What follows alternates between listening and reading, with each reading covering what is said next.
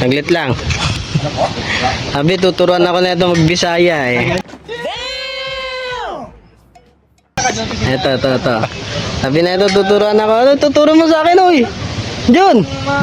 Kapit tayo ba sa pandiyan? Jun! Stop it. Get some help.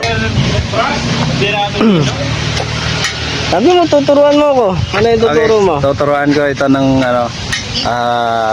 Bisaya language ng Cebuano. Cebuano. Abangan nyo guys next week ang vlog namin, Team Exotic. Kala ko ngayon.